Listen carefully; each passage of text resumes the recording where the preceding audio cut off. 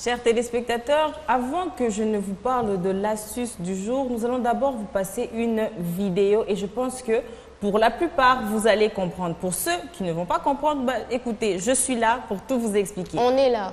On est là du coup pour tout vous expliquer. Excuse-moi, je ne voulais pas te vexer. Que l'on nous passe la vidéo. L'électrophorèse des protéines donne le reflet de l'ensemble des protéines sériques. Elle permet à ce titre d'orienter un diagnostic, d'évaluer le retentissement de nombreuses pathologies, voire d'en assurer le suivi et de mesurer l'efficacité d'une thérapeutique. En dehors des profils typiques décrits, des examens complémentaires seront utiles. Néanmoins, son indication principale et irremplaçable réside dans l'exploration des gammapathies monoclonales. Le principe de l'électrophorèse repose sur la migration des protéines en fonction de leur charge électrique. Elle vise à séparer en différentes fractions l'ensemble des protéines. Actuellement, la technique capillaire remplace fortement la méthode traditionnelle en gel. De par la standardisation et l'automatisation, les méthodes utilisées sont reproductibles et donnent des résultats précis. On obtient un profil des protéines sériques représenté par une courbe matérialisée sous forme de 5 ou 6 pics. Albumine, alpha 1, alpha 2, bêta ou bêta 1, bêta 2, gamma. L'estimation quantitative de ces pics est exprimée en pourcentage et la concentration de chaque fraction est calculée avec la protidémie totale, systématiquement réalisée en parallèle. L'interprétation pertinente d'un profil électrophorétique repose sur un échantillon de qualité grâce à un prélèvement réalisé chez un patient à jeun et dépourvu d'hémolyse, la connaissance de la composition des différentes fractions en relation avec la méthodologie utilisée et la connaissance du contexte clinique de la demande et des traitements récents et en cours. Produits de contraste, antibiotiques, solutés macromoléculaires, héparines sont sources d'interférences. L'interprétation d'une électrophorèse consiste en l'observation conjointe de la variation en valeur absolue de chaque fraction et de l'ensemble du profil. La fraction albumine est la seule fraction composée d'une seule protéine. Son intégration électrophorétique permet une évaluation équivalente au dosage pondéral. Avec certaines techniques, elle peut être surestimée en présence d'hyper-bêta-lipoprotéinémie. La fraction alpha 1 contient essentiellement l'alpha 1 antitrypsine et le rosomucoïde. Sa diminution caractérisée témoigne du déficit génétique en alpha 1 antitrypsine chez les sujets homozygotes. Elle est moins probante chez les sujets hétérozygotes et pendant la grossesse. La fraction alpha 2 est composée essentiellement de l'alpha 2 macroglobuline et de l'aptoglobine. Le syndrome néphrotique est signé par une augmentation de cette fraction et une hypoalbumine, avec une diminution à moindre degré des autres globulines.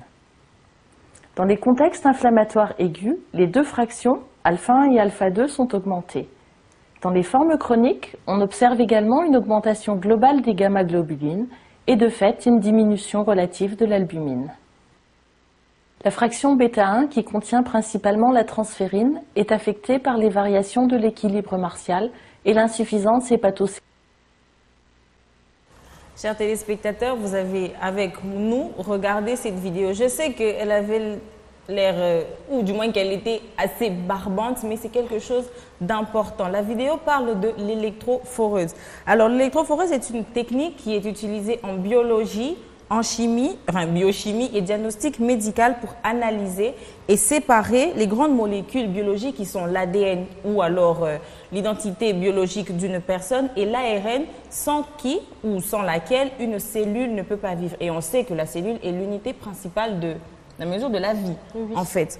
Alors, quand vous entendez les gens dire que je suis AA, je suis AS, je suis SS, elles parlent en fait, ces personnes, de leur génotype.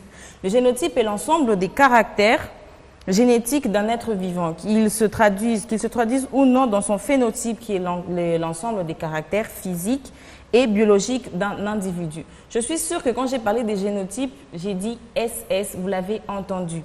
Le génotype SS est le génotype des personnes qui souffrent de la drépanocytose. C'est dans le cadre et le traitement de cette maladie que l'électrophoreuse, en fait, elle existe. Alors, les symptômes de la drépanocytose ou la drépanocytose se fait voir par une anémie. L'anémie, c'est juste une carence en globules rouges. Et quand on souffre d'anémie, plus l'anémie est sévère, plus vous allez remarquer que pour les personnes souffrant de drépanocytose, la peau prend une coloration jaunâtre et même parfois les yeux. Ensuite, il y a des fièvres, des grosses fièvres dues aux infections. Alors, les personnes souffrant d'anémie peuvent faire des fièvres supérieures à 38,5 degrés, ce qui est vraiment Attends, excuse-moi, tu as dit combien? énorme. 38,5, je dis 35,8. 38,5 degrés, c'est vraiment énorme. Parce que, en fait, le système immunitaire il est touché, donc ils sont très sujets à avoir des fièvres dues à des infections, qu'elles soient pulmonaires ou alors urinaires. Donc, les infections respiratoires en question sont dues aux pneumocoques, les bactéries de la pneumonie. Biochimiste, en fait. Hein, c'est pas n'importe qui que tu t'adresses. Je suis contente que Janine soit avec nous parce qu'elle, vraiment là, elle comprend ce dont on parle. Non, moi je comprends pas.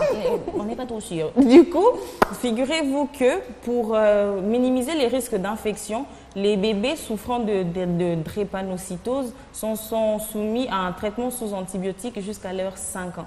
C'est-à-dire que de 0 à 5 ans, vous aurez votre enfant qui doit aller à l'hôpital assez fréquemment pour avoir une cure d'antibiotiques pour minimiser les risques d'infection. Parce que étant donné aussi qu'ils sont souvent anémiques, quand le sang il diminue, c'est horrible. Parce que figurez-vous que pour des personnes au génotype normal ou les porteurs sains, ce sont les AS. Vous voyez, c'est quelque chose que je vais expliquer plus tard. Chez nous, les personnes normales, disons, l'hémoglobine, qui est la molécule qui transporte l'oxygène vers les organes. Est-ce que je me trompe? Non, hein? Merci beaucoup. Si elle se trompe, dis-nous. Elle finit par disons, mourir, entre guillemets, au bout de 120 jours. Chez les drépanocytaires, au bout de 20 jours, l'hémoglobine, elle n'existe plus. D'où les crises vasco-oculaires. Ce sont des douleurs brutales, que ce soit dans les os, les pieds, les mains, le cerveau, le ventre, les thorax, donc vraiment, etc. Dans tous les organes. Et elles sont dues justement à la mauvaise oxygénation parce que les globules rouges, en réalité, sont fossiles.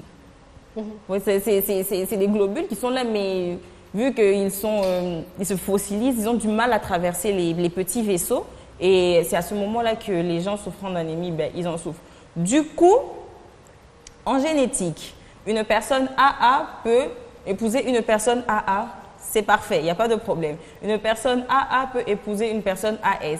Ça passe encore. Une personne AA peut épouser une personne SS, mais il y a des chances pour que vous donniez naissance à un enfant qui soit AS. Ce n'est pas un problème parce qu'il a bien évidemment le gène, mais c'est un porteur sain.